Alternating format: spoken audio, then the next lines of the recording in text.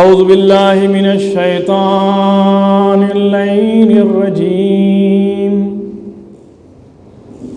بسم اللہ الرحمن الرحیم احمدہ استتماما لنعمتہ و استسلاما لعزتہ و استعصاما من معصیتہ واستعینوا فاقتا الى کفایتہ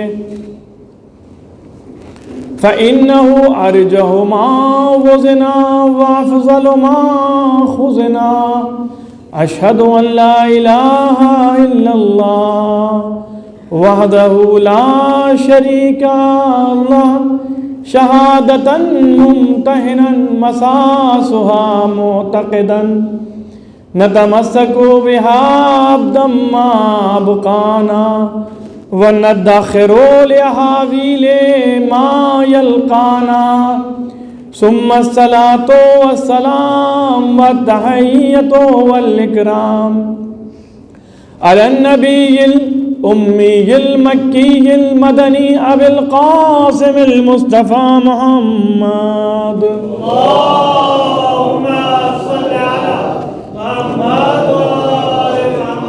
وعلى أهل بيته الأطيبين الأنجبين الأشجعين المعصومين المظلومين غالب كل غالب مطلوب كل طالب إمام المشارق والمغارب مولانا علي بن أبي طالب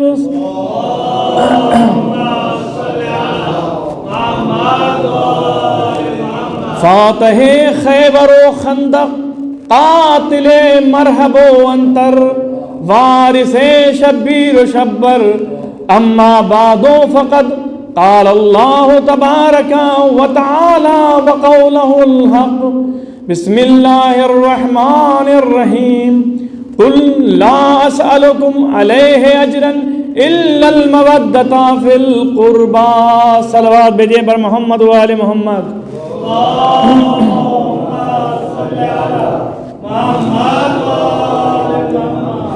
عزیزان محترم،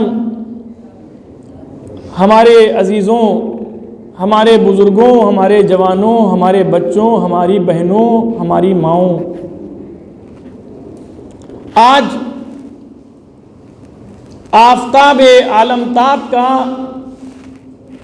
دوسرا ستارہ جب آسمان پہ چمکا تو کائنات میں روشنی ہو گئی۔ اس کی ولادت کے موقع پر ہم مبارکباد پیش کرتے ہیں۔ سب سے پہلے مبارکباد ہمارے اور آپ کے امام زمانہ عجل اللہ تعالی فرجہ الشریف کی خدمت میں،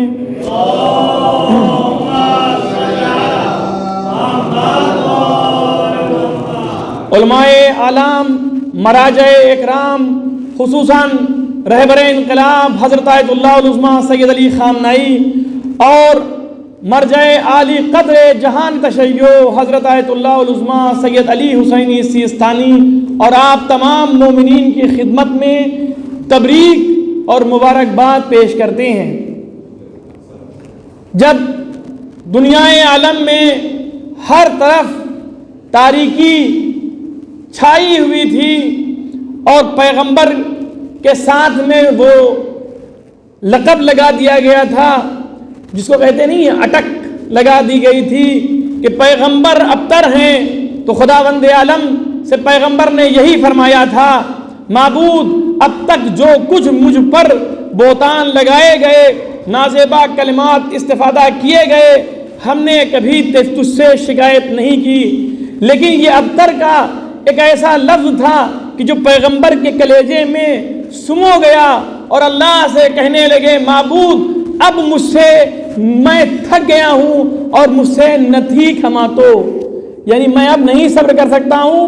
جبریل نازل ہوئے، بسم اللہ الرحمن الرحیم، انا اعطیناک الکوثر فصل لربک وانحر انا شانئک هو الابتر۔ صلوات بھیجیں محمد و آل محمد۔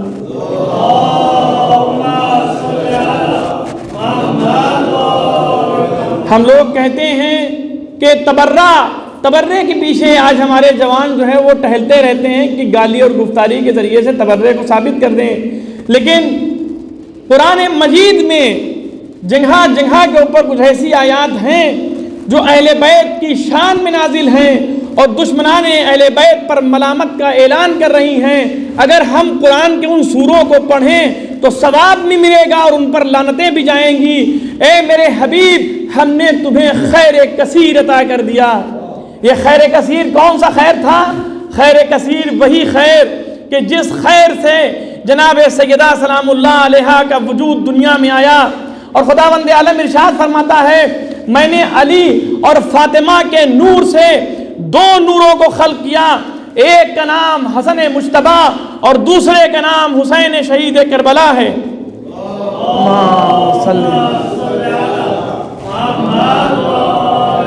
سورہ رحمان کی اس آیت کو آپ غور سے پڑھیں، مرج البحرین یلتقیان بینہما برزخ لا یبغیان یخرج منہما اللؤلؤ والمرجان۔ جب میں نے دونوں دریاؤں کو آپس میں ملایا تو ایک خلا واقع ہوئی، اور اس کا نتیجہ یہ تھا کہ جب دریا آپس میں ملے تو اس دریا اس سمندر سے لولو اور مرجان جیسے بیش قیمتی پتھر نمایاں ہوئے، حاصل ہوئے۔ آپ کو پتا چلا لولو امام حسن کو کہتے ہیں، مرجان امام حسین علیہ السلام کو کہا جاتا ہے۔ صلوات بھیجیں بر محمد و آل محمد۔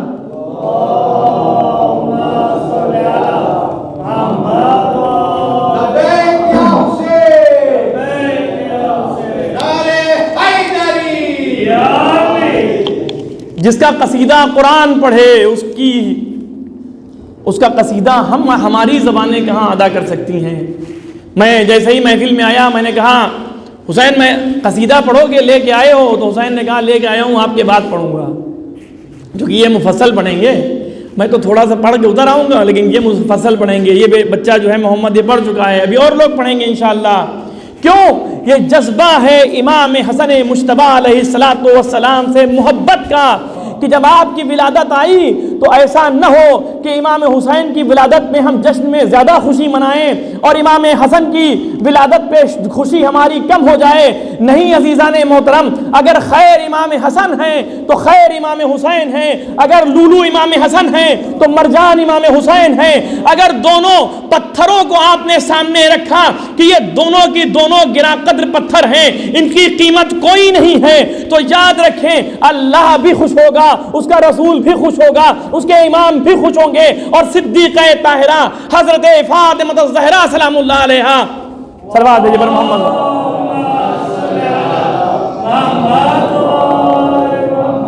ہم لوگوں سے راضی ہوں گی۔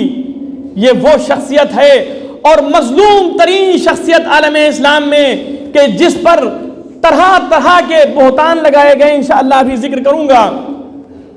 امام حسن مجتبی علیہ السلام کی ولادت، امام حسن کی ولادت نہ دیوس کون تھا؟ کس دن امام حسن مجتبی علیہ السلام دنیا میں آئے، ولادت ہوئی کس دن؟ تاریخ کیا تھی؟ کون سی تاریخ تھی امام حسن کی ولادت کی؟ حسین تم بتاؤ۔ 15 رمضان، رائٹ، ایک دم رائٹ۔ ہمارے ہر بچے کو اگر سب کچھ آئے تو کم از کم تعلیم اہل بیت ضروری ہے۔ تاریخ کو میں یہ نہیں کہتا ہوں مفصل تاریخ آپ حافظ بن جائیں، پوری مفصل تاریخ حفظ کر لیں، لیکن ولادت اور شہادت، ماں باپ کے نام، دادا دادی اور نانا نانی کے نام، یہ کم از کم ہم لوگوں کو معلوم ہونا چاہیے، اور ہر امام کے بارے میں ایک حدیث معلوم ہونا چاہیے یا ایک آیت معلوم ہونا چاہیے، اس لیے کہ قرآن اگر قرآن صامت ہے تو اہل بیت قرآن ناطق ہے۔ اسی لیے تو خداوند عالم ارشاد فرما رہا ہے انا نحن نزلنا الذکر وانا لہ لحافظون، ہم نے قرآن کو نازل کیا ہے، حفاظت کا ذمہ داری ہماری ہے۔ اسی لیے تو ہم نے اگر صامت کو نازل کیا تو ناطق کو نازل کر کے بتایا کہ نازل صامت کی حفاظت کریں گے، صامت نازل کی حفاظت کریں گے۔ صلوات بھیجیں محمد و آل محمد۔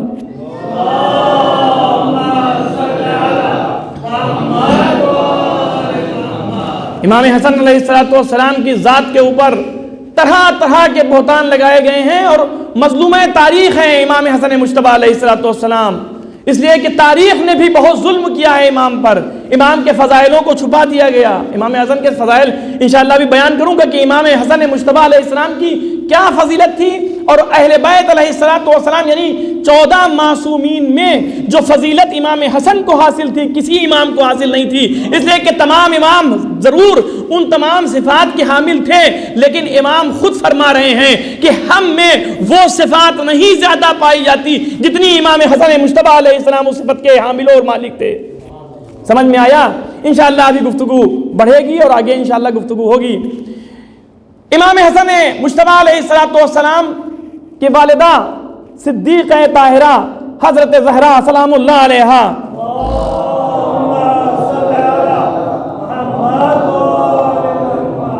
آپ کے والد ماجد امیر المومنین امیر کائنات ہمارا اور آپ کا پہلا امام حضرت علی ابن ابی طالب علیہ السلام،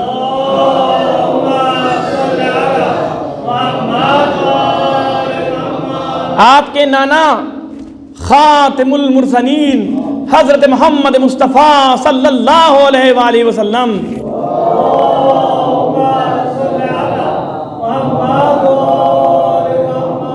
آپ کے دادا محسن اسلام حضرت ابو طالب علیہ السلام۔ آپ دیکھیں یہ خاندان کیسا پاک و پاکیزہ خاندان تھا، اسی لیے تو قرآن ارشاد فرما رہا ہے سورہ رحمان میں کہ جب دو سمندر آپس میں ملے تو 2 ستارے نمودار ہوئے، ایک گوہر کا نام اور ایک پتھر جو قیمتی پتھر تھا اس پتھر کا نام لولو تھا۔ تو اگر ایک پتھر کو لولو کہا جاتا ہے تو دوسرے پتھر کو مرجان کہا جاتا ہے۔ یاد رکھنا یہ دونوں ستارے ایسے تھے کہ اگر کھڑے ہو جائیں تب بھی امام ہیں، بیٹھ جائیں تب بھی امام ہیں۔ صلوات بھیجیں محمد و آل محمد۔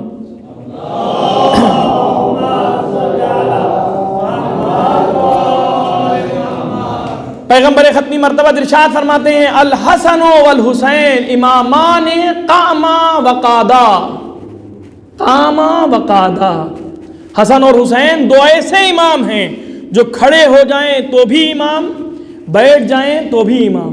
ہمارا اور آپ کا کھڑا ہونا بیٹھنا نہیں، کھڑے ہو جائیں یعنی اگر جنگ کا اعلان کر دیں تو بھی امام ہیں، جنگ کا اعلان کیا ہے واجب ہے کہ امام کا ساتھ دیں، اور بیٹھ جائیں تو صلح مراد ہے کہ اگر بیٹھ جائیں یعنی صلح کر لی ہے تو امام کی صلح پہ ہم کو مرضی کے مطابق کام کرنا ہوگا، ہم صلح پہ راضی بر رضا رہیں گے، اس لیے کہ امام کی مرضی کے خلاف کوئی کچھ نہیں کر سکتا ہے، اور امام نے اگر کوئی عمل انجام دیا ہے تو اس میں کوئی نہ کوئی مصلحت تھی۔ اب آپ تاریخ میں دیکھیں جب ظلم اور زیادتی عروج پہ پہنچی تو امام حسین نے تلوار کو کھینچا، اور جب ظلم اور زیادتی کو دیکھا اور اس کے بعد منافقین کے جمکڑے کو دیکھا ہے تو امام نے اس وقت ان حالات میں کہ جب حالات بہت بحرانی حالات ہو گئے تھے، اس جنگ کے حالات بہت بحرانی تھے، امام نے جنگ کو صلح میں تبدیل کی، اور معاویہ سے صلح، جب معاویہ نے صلح نامہ بھیجا ہے تو امام نے صلح نامے کو قبول کیا، لیکن امام نے کہا کہ صلح نامہ تب قبول کروں گا جب میری کچھ شرائطوں پر عمل ہوگا اور تم بھی سائن کرو۔ عزیزان محترم، اسلام میں یہ بتایا جاتا ہے کہ اگر کسی شرط کو ہم نے قبول کر لیا، مثال دیتا چلوں، جماعت نے ہم آئے یہاں پہ، آنے کے بعد جماعت نے ہمیں ایک ایگریمنٹ دیا، کاؤنسل نے ایگریمنٹ دیا، کہا مولانا یہ ایگریمنٹ ہے، اس کو آپ پڑھ لیجئے، جو اس میں اگر کوئی آپ کو چیز پسند نہیں ہے تو اس کو کاٹ دیجئے یا اس میں اپنی بات کو اضافہ کر لیجئے، لیکن ہمارا ایگریمنٹ ہے اتنا، ان چیزوں کے اوپر ایگریمنٹ ہے، تمہارا بے ورس نہ کونٹرا ہسے، 11 مہینہ میں 1 مہینہ تم نے 12 مہینہ میں 1 مہینہ تم نے گھر جاوا ماٹے رضا چھے، 11 مہینہ تمہیں અહીંયા خدمت کرسو، અને કોઈ પણ જાતના ખરાબ કામ નથી કરી શકતા। તમને અગર બહાર જવાનો હોય, કોઈ શહેર બીજા શહેરમાં જવાના હોય તો તમે ફક્ત ઇન્ફો કરો અમને જમાતને। એવી રીતની ઘણી જે છે શરાયતો હશે, અને જ્યારે આ શરાયત ઉપર ઇમ્ઝા यानी साइन सिग्नेचर કરવામાં આવે છે તો ये जो शरायतनामा होता है ये 2 तरफ से होता है, एक आलिम का और दूसरे प्रेसिडेंट साहब के जो बैठे हुए हैं जमात की तरफ से। इस جو شرائط نامے پہ سگنیچر ہوں گی اس پہ کس کی سگنیچر ہوگی؟ ایک میری سگنیچر ہوگی اور ایک سائن کس کی ہوگی؟ پریزیڈنٹ صاحب کی ہوگی۔ اب اگر ہم نے اس کانٹریکٹ کی شرطوں کو توڑ دیا تو ہم خائن، اور اگر انہوں نے توڑ دیا تو یہ خائن۔ عزیزان محترم، وہاں امام حسن مجتبی علیہ السلام نے لکھت میں لے لیا تھا کہ دیکھو شرائط نامے میں کسی مظلوم پر ظلم نہیں ہوگا، امیر المومنین کی شان میں جو گالیاں اور گفتاریاں دی جا رہی ہیں انہیں بند کر دیا جائے گا، جہاں جہاں بھی شیعان علی ہیں ان پر جو ظلم و ستم ہو رہا ہے اسے روک دیا جائے گا۔ معاویہ نے اس پر سگنیچر کی ہے، سائن کی ہے، لیکن عالم اسلام یہ بتائے کہ جس کو ہم امیر کہتے ہیں کیا وہ امیر تھا؟ اگر وہ امیر ہوتا اور الہی امیر ہوتا تو اللہ کے پیغام پر، اللہ کے وعدے پہ باقی رہتا، لیکن وہ ایک شیطانی امیر تھا کہ جس نے صلح امام حسن کو کہ جتنے شرائط تھے کسی ایک پہ عمل نہ کر کے بتایا۔ دیکھو امیر دنیا میں صرف ایک ہے جسے امیر المومنین علی ابن ابی طالب علیہ السلام کہا جاتا ہے۔ صلوات دیجیے پر محمد والے۔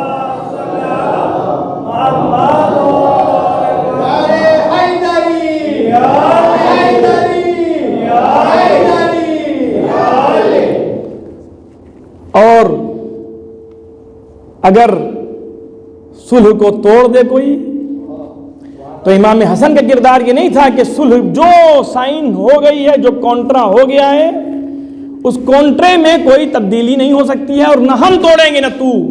اور اس میں ایک شرط تھی، اے معاویہ بن ابو سفیان سن، تو جب تک ہے تب تک تو حکومت کرے گا، لیکن تیرے بعد تیرا کوئی جانشین نہیں ہوگا۔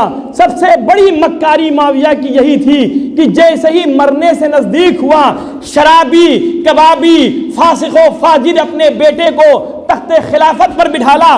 جب فاسق تخت خلافت پر بیٹھے گا تو ضروری ہے، اگر باپ فاسق تھا تو امام حسن نے اس کے ساتھ شرط کر کے بتایا کہ تو عہد کو توڑنے والا ہے۔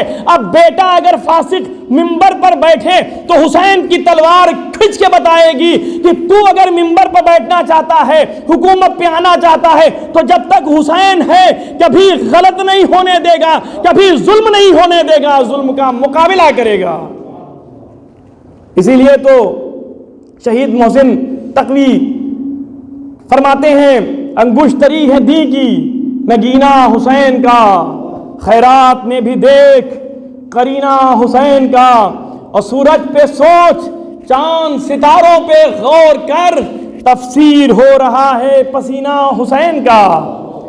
یہ شہید محسن تقوی کا شعر واقعاً بہت ہی گراں بہا شعر، جنہوں نے اپنے شعر کے اندر جہاں تک چاہا امام حسین کی فضیلت کو بتایا کہ دیکھو حسین کی فضیلت صرف زمین سے مخصوص نہیں ہے بلکہ آسمان تک ہے۔ عزیزان محترم، جب ظلم اپنے عروج پہ پہنچا تو امام حسین نے جنگ کی ہے، اور جب دیکھا امام حسن مجتبی علیہ السلام نے کہ نہیں، یہاں پر اگر ہم صلح نہیں کر رہے ہیں تو بے گناہوں کے قتل ہو جائیں گے، آپ بے گناہوں کے قتل ہو جائیں گے۔ اس پوائنٹ کے اوپر ذرا سا متوجہ رہیے۔ امیر المومنین جب جنگ کرتے تھے اور جناب مالک اشتر بھی تلوار چلاتے تھے تو جناب مالک کہتے تھے، مولا آپ تو بہت شجاع ہیں لیکن آج آپ نے سر بہت کم کاٹے، اور میں جب تلوار چلاتا ہوں تو میری تلوار چلتی جاتی ہے اور سر کٹتے جاتے ہیں۔ میرا مولا فرماتا ہے کہ تمہیں مالک نہیں پتا، جب میری تلوار چلتی ہے تو نسلوں کو دیکھتی ہے کہ کسی شخص کی نسل میں کوئی مومن آنے والا تو نہیں ہے، اگر مومن دیکھتی ہے تو تلوار رک جاتی ہے، لیکن تمہاری تلوار جب چلتی ہے تو ایک طرح سے چلتی ہے، جو سامنے آیا کٹ گیا، میری تلوار مومن کو چھوڑ دیتی ہے۔ امام نے دیکھا کہ اگر ہم معاویہ سے صلح نہیں کرتے ہیں تو بے گناہوں کے خون بہہ جائیں گے۔ امام نے صلح کر کے بتایا کہ میں فرزند علی و فاطمہ ہوں، میں جانتا ہوں کہ اللہ کی مرضی جہاں پر ہے ہماری مرضی وہیں ہوگی، جہاں میری رضا اللہ کی رضایت ہے، جن چیزوں میں اللہ کی رضایت ہے ان چیزوں میں میری رضایت ہوگی۔ اور یہ امام حسن مجتبی کی فضیلتوں میں سے جو اور فضیلتیں ہیں وہ سب سے عظیم 3-4 فضیلتیں آپ کے سامنے بیان کروں گا۔ جب آئے اور پیغمبر جناب سیدہ کے گھر میں آتے ہیں اور چادر کسا کے نیچے پنجتن جمع ہوتے ہیں، تو ان پنجتن میں ایک ذات امام حسن مجتبیٰ کی بھی تھی۔ یعنی آیے تطہیر جو نازل ہوئی، اس آیے تطہیر کے مصداق بھی امام حسن مجتبیٰ۔ اس کے بعد دوسری طرف آئیں، قُلْ لَا أَسْأَلُكُمْ عَلَيْهِ أَجْرًا إِلَّا الْمَوَدَّةَ فِي الْقُرْبَىٰ، اس آیت کے بھی مصداق امام حسن مجتبیٰ۔ پھر آپ آئیں، فَمَنْ حَاجَّكَ مِنْ بَعْدِهِ مَا جَاءَكَ مِنَ الْعِلْمِ،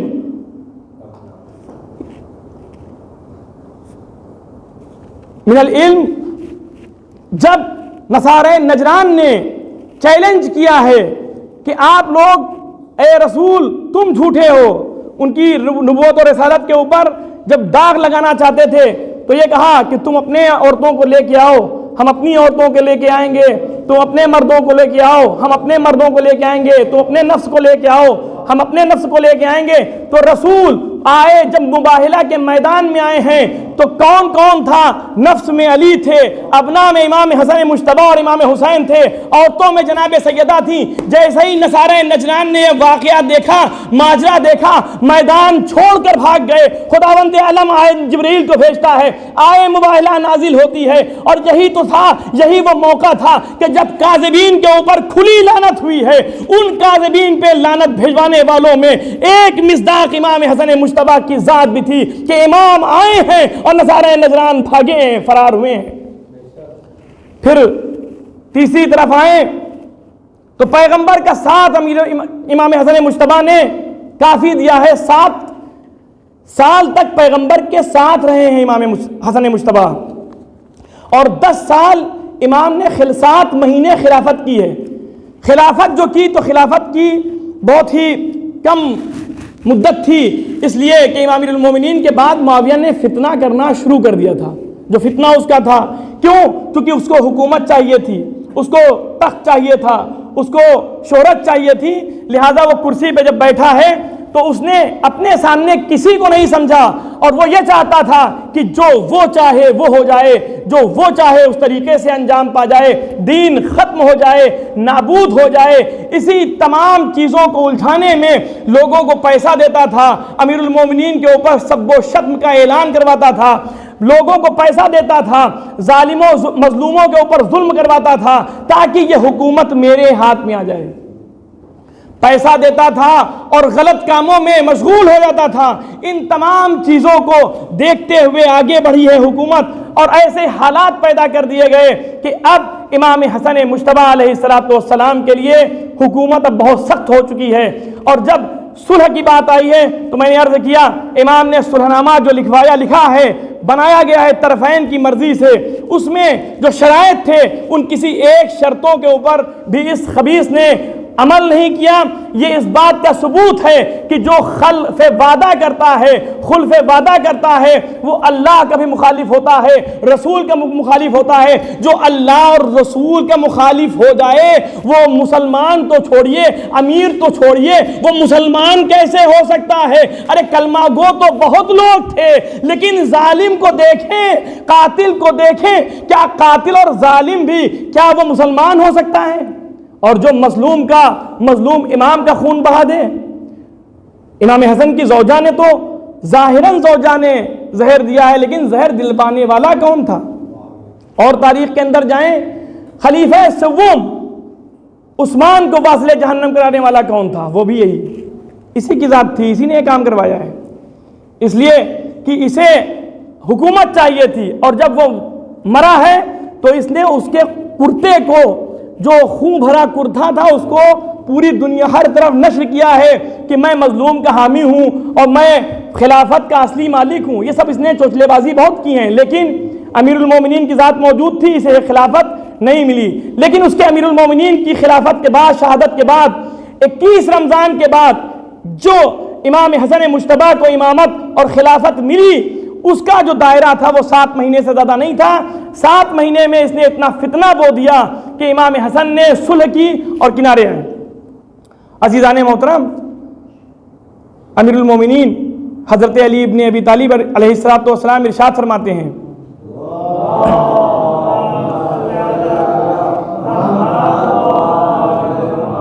کہ ایک دن رسول ختمی مرتبت میرے گھر میں وارد ہوئے، میرے گھر میں آئے، آنے کے بعد امام حسن کے ہاتھ کو پکڑا، یہ روایت کے جملے ہیں، امام حسن کے ہاتھ کو پکڑا، سینے سے لگایا، اس کے بعد فرماتے ہیں ابنی قرۃ عین، میرے بیٹے تم میری آنکھوں کا نور ہو۔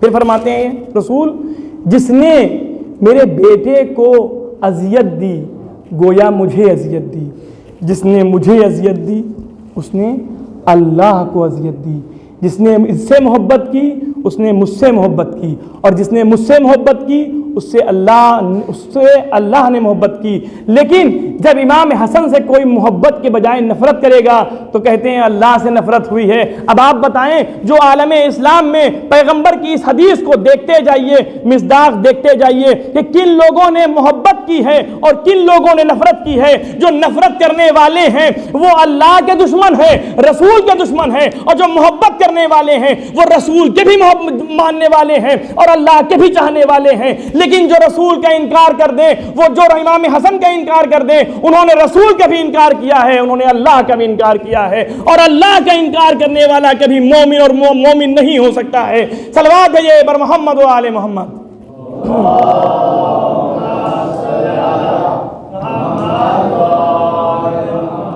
امیر المومنین امام حسن علیہ السلام کی صفت کی طرف جب بیان کرتے ہیں تو امام فرماتے ہیں کہ انسان میں 4 صفتیں ہوتی ہیں، 4 صفتیں، ایک لئیم، دوسرا بخیل، تیسرا سخی، چوتھا کریم۔ یہ عربی کے 4 لفظ ہیں۔ لئیم کے مطلب نہ ہم کھائیں گے اور نہ آپ کو کھانے دیں گے، ہم بھی نہیں کھائیں گے اور آپ کو بھی نہیں کھانے دیں گے، یہ ہو گیا لئیم۔ یعنی یہ اپنا بھی بھلا نہیں سوچتا ہے لیکن اپنے ساتھ دوسرے کا بھی بھلا نہیں سوچتا ہے۔ اگر دیکھے گا اگر ہمارے پاس ہانڈی کم ہے، ہمارے پاس کھانے کی چیزیں کم ہیں، ہمارے پاس مال و دولت کم ہے تو اس کی کوشش یہ رہے گی کہ آپ کے مال کو بھی ختم کروا دے۔ اب وہ نظر بد کے ذریعے سے ختم کروا دے، دشمنی کے ذریعے سے ختم کروا دے، یا کسی بھی اینگل سے وہ وارد ہوگا اور وہ نہ اپنے پاس رہے گا، جب اس کے پاس نہیں ہے تو آپ کے پاس بھی رہنے نہیں دے گا۔ دوسرا اسٹیپ امام فرماتے ہیں بخیل۔ بخیل جو ہے وہ اپنا ہوتا ہے، کنجر جسے کہتے ہیں، کنجوس، خسیس، ٹھیک ہے۔ یہ کنجر جو ہوتا ہے یہ بڑا معاشرے میں آپ کے یہاں کوئی کنجر نہیں، الحمدللہ سب لوگ ماشاءاللہ سخی ہیں، لیکن یہ کنجر جو ہوتا ہے ہم تو ڈوب ہی رہے ہیں تم کو بھی لے ڈوبیں گے۔ یہ کیا کرتا ہے؟ یہ وہ ہوتا ہے کہ جو اپنے لیے ہے ہمارے لیے نہیں ہے، آپ کے لیے خود کھائے گا لیکن یہ نہیں دیکھے گا ہماری قوم میں کتنے لوگ بھوکے ہیں، کیونکہ یہ بخیل ہے۔ میں نے ایک دن عرض کیا تھا کہ صدقہ دینے والا قرآن کہہ رہا ہے جو صدقہ دے گا ہم اس کو اضافہ دیں گے، اس کو برکت دیں گے۔ اگر انفاق اس نے تھوڑا سا انفاق کیا ہم اس کو 10 برابر عطا کریں گے۔ انفاق کا مطلب ہے 10 برابر اللہ عطا کرے گا۔ تو سخی بخیل کون ہے؟ بخیل صاحب وہ ہیں کہ جو کنجر ہیں، کنجوس ہیں، ہوتے ہیں معاشرے میں، ایسے لوگ ہوتے ہیں۔ ان کے پاس آپ جائیے کہ نیاز کے لیے کہ آج جو ہے وہ پریزیڈنٹ صاحب کہلوائیں کہ بھائی آج نیاز ہے، کون لوگ بھاگیدار ہوں گے؟ یہ اپنی جیب کو ذرا سے دبائیں گے، ان کے پاس پیسہ نہیں ہے۔ اچھا اگر نہیں دیں گے تو پھنسیں گے، تو کیا کریں گے کہ اب یہاں کا جو ہے شیریں ہوتا ہے نا، نوٹ شیرین، کیا نوٹ ہوتا ہے؟ شیرنگ جو بھی نوٹ ہے یہاں کا، تو وہ نکالیں گے بھائی 1 شیرنگ، 1000 شیرنگ، 10 نہیں نکالیں گے، لال والا نوٹ نہیں، وہ 1000 ڈھونڈ ڈھانڈ کے اس میں دیکھیں گے کہ وہ کہاں ہے، جیب کے اندر ٹٹولیں گے، وہ نکالیں گے اور کہیں گے یہ جو ہے وہ میری طرف سے اور میرے 5 مرحومین کے فاتحہ ضرور پڑھانا۔ میں بندے خدا 1 میں 5 کہاں سے جائیں گے؟ ہے یا نہیں ہے؟ تو یہ جو ہوتے ہیں ان کے پاس جو ہے پیسے کی ہمیشہ اور ہوتے رہیں گے۔ جب ان سے ملیں بھائی آپ بتائیں آپ کا کاروبار کیسا چل رہا ہے، آپ کا کہ حال چال کیسے؟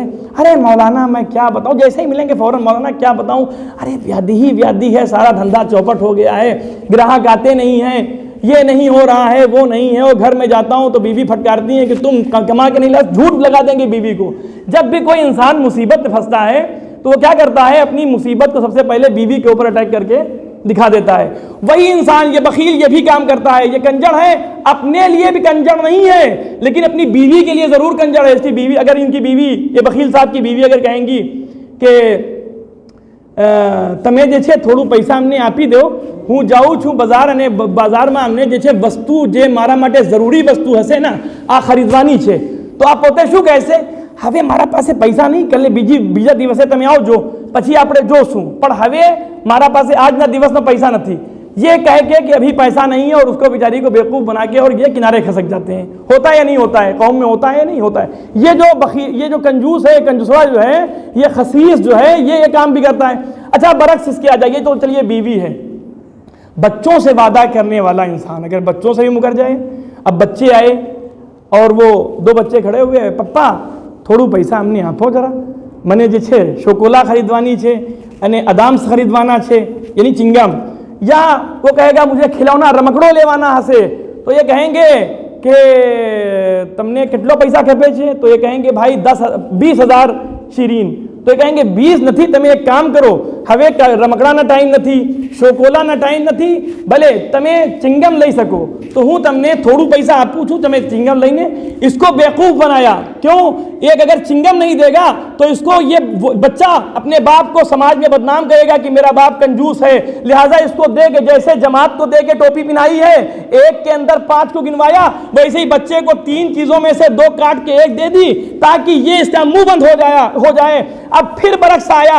अब कौम में अगर कोई गरीब है तो जो गरीब को देखेगा, गरीब कहेगा भाई मुझे कुछ अगर मदद हो सके, आप तो सेठ जी हैं, आप मुझसे मदद हो सके, तो कहेंगे मैं सेठ का हूं, मुझसे बड़ा कोई फकीर ही नहीं है, मैं अगर पाऊं तुझसे ले लूं, मेरे पास है ही नहीं, आजकल तो काम चौपट हो चुका है, तू मेरे लिए दुआ करता जा, इंशाअल्लाह देखता जाऊंगा.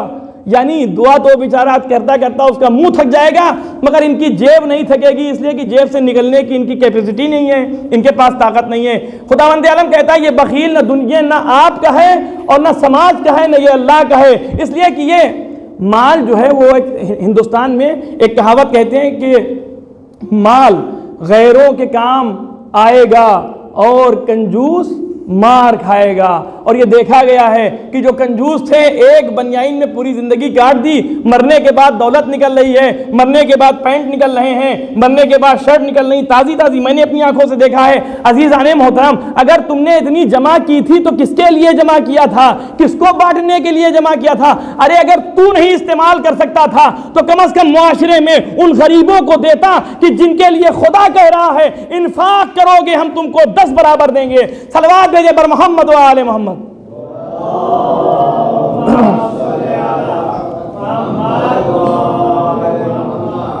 अब ये कंजूस साहब की बात तो इमाम ने फरमाया, ये कंजूस भी, इनकी सिफत तो किसी इमाम में हो ही नहीं सकती. ये आगे बढ़े. का सखी वो होता है जो खुद भी खाएगा और दूसरों को भी खिलाएगा.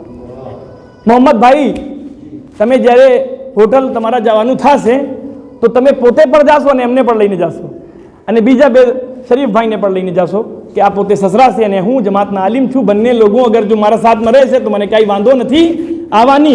તો તમે 2 લોકોને અને ત્યાર પછી જોશો કે પપ્પા પર જરૂરી છે. જો પપ્પા મારા से निर्वे થઈ ગયો તો બધું બિઝનેસમાં વાંધો આવી જશે. એટલે આ પણ પોતે પણ જરૂરી છે.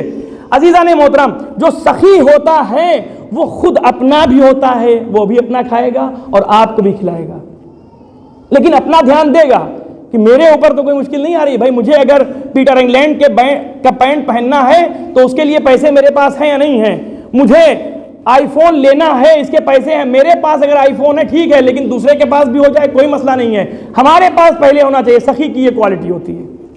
अब चौथी क्वालिटी कहते हैं, चौथी सिफत है करीम की. समझ में आया? लईम न खाएंगे न खिलाएंगे, कंजूस हम अपना भरेंगे तुमको कुछ नहीं देंगे, मगर हमारा जो माल है वो हमारे भी काम नहीं आएगा, वो सड़ता रहेगा. सखी खाएंगे खिलाएंगे बराबर, करीम खुद नहीं खाएंगे दूसरों को खिलाएंगे. वयुतइमून अत्तामा अला हुब्बिही जमीअन मिस्कीनन व यतीमन व असीरा. जब अगर कोई भूखा आएगा तो उसे खैरात दे के बताएंगे. सलवात भेजे पर मोहम्मद वाले मोहम्मद.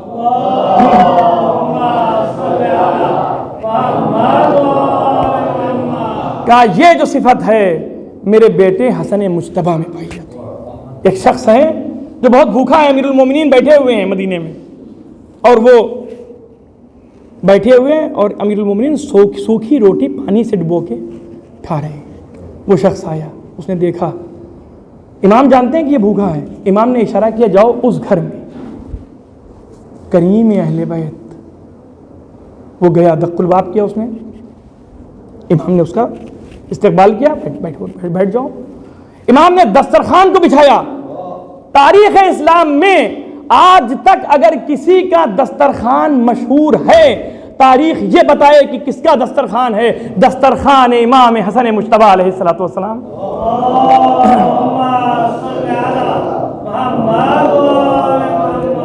امام نے دسترخوان کو بچھایا.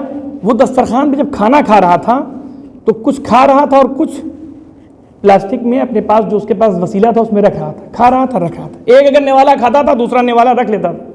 امام نے غور سے دیکھا, کہا بھائی تو بھوکا ہے, آرام سے کھا. اگر تجھے لینا ہے, گھر لے کے جانا ہے تو میں تجھے دوں گا, گھر لے کے جا. کیا ضرورت ہے کہ اپنے میں سے تو بچا کے ادھر رکھ رہا ہے. یہ جو ہمارا دسترخوان ہے یہ اتنا وسیع ہے, جتنا کھانا چاہو کھا سکتے ہو. تو وہ شخص کہتا ہے کہ مولا میں بھی جب آ رہا تھا تو راستے میں ایک شخص مجھے ملا جس نے آپ کا راستہ بتایا, جس نے آپ کا ایڈریس بتایا ہے مجھے. وہ سوکھی روٹی, جو کی سوکھی روٹی پانی میں ڈبو کے کھا رہا تھا. یہ میں جو لے کے جا رہا ہوں وہ اس کے پاس لے کے جا رہا ہوں. اب کریم اہل بیت کو دیکھیے. امام پوچھتے ہیں اے شخص یہ بتا کہ اس میں کوئی ایسی صفت تھی کہ جو اور کہیں کے اوپر واضح ہو جائے تیرے لیے. تو فرماتا ہے کہ مولا جو خوشبو آپ کے بدن سے منور ہو رہی ہے یہی خوشبو وہاں سے منور ہو رہی تھی. جیسے ہی امام نے سنا, کہا تو نے پہچانا نہیں, وہ میرے بابا علی مرتضیٰ حضرت علی ابن ابی طالب علیہ الصلوۃ والسلام تھے. یہ جو دسترخوان ہے یہ میرا دسترخوان نہیں ہے, یہ انہی کا دسترخوان ہے. صلوات بھیجے بر محمد و آل محمد پر.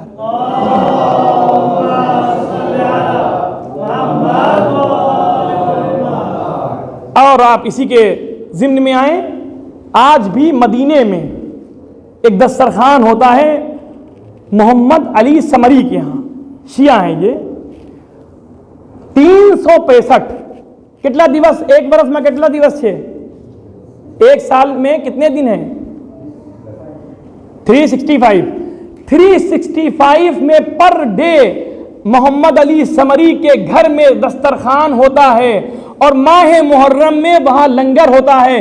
کسی نے پوچھا کہ یہ دسترخوان کس کا دسترخوان ہے, کہا یہ دسترخوان میرا دسترخوان نہیں ہے, یہ دسترخوان حسن مجتبیٰ علیہ الصلوۃ والسلام جو کریم اہل بیت تھے یہ ان کا دسترخوان اس زمانے سے لے کے اس زمانے تک ہے. امام نے اگر سیرت کو اس زمانے میں رائج کر دیا ہے تو آج اسی مدینے میں جہاں پر وہابی پروان چڑھ رہے ہیں وہیں پہ اہل بیت کی سیرت کو عام کیا جا رہا ہے. اگر دشمن ہیں تو دوستوں کی کمی نہیں ہے, اور دوست وہی ہوتے ہیں جو اہل بیت کی محبت کا اعلان کرتے ہیں. ہمارے اور آپ کے چھٹے امام جعفر صادق علیہ الصلوۃ والسلام.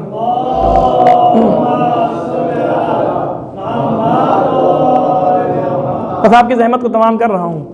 امام فرماتے ہیں کہ ہم ائمہ میں, ہم جانشین رسول میں امام حسن مجتبیٰ علیہ الصلوۃ والسلام کریم اہل بیت تھے.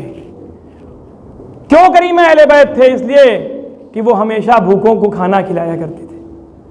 شام سے ایک شخص بھیجا معاویہ بن ابو سفیان نے کہ جاؤ اور مدینے میں گالیاں بکو علی کو, علی پہ سب و شتم تم کرو, جاؤ تم کو میں اتنا پیسہ دوں گا. یہ کہتا تھا وہ خبیث.